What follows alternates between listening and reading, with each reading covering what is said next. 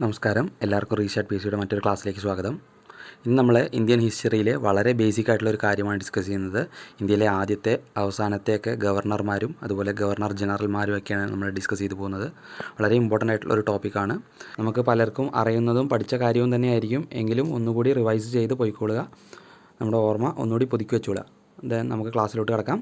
First governor of Bengal Robert Clive. First governor of Bengal Robert Clive. First governor general of Bengal Warren Hastings. ഇപ്പോൾ ബംഗാളിലെ ആദ്യത്തെ governor Robert Clive ആണ്. ബംഗാളിലെ ആദ്യത്തെ governor general Warren Hastings ആണ്.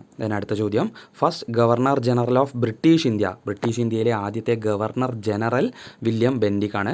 British ഇന്ത്യയിലെ ആദ്യത്തെ ഗവർണർ ജനറലാണ്. ബംഗാളിലെ ആദ്യത്തെ ഗവർണർ ജനറൽ വാറൻ ഹേസ്റ്റിങ്സും ബ്രിട്ടീഷ് ഇന്ത്യയിലെ ആദ്യത്തെ ഗവർണർ ജനറൽ വില്യം ബെൻഡിക്കുമാണ്. William Bentinck. Then last governor general of British India.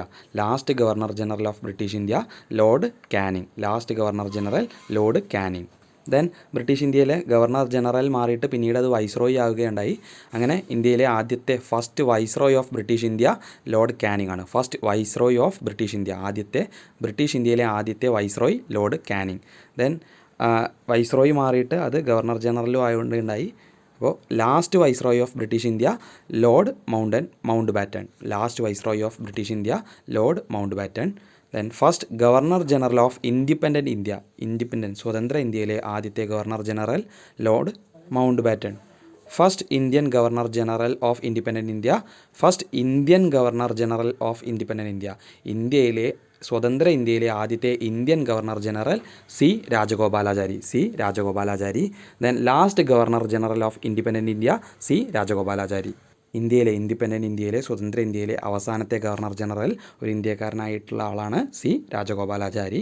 Then India republic ആയതിനു ശേഷം ഈ ഗവർണർ ജനറൽ എന്ന സ്ഥാനം എടുത്തു കളയുകയുണ്ടായി.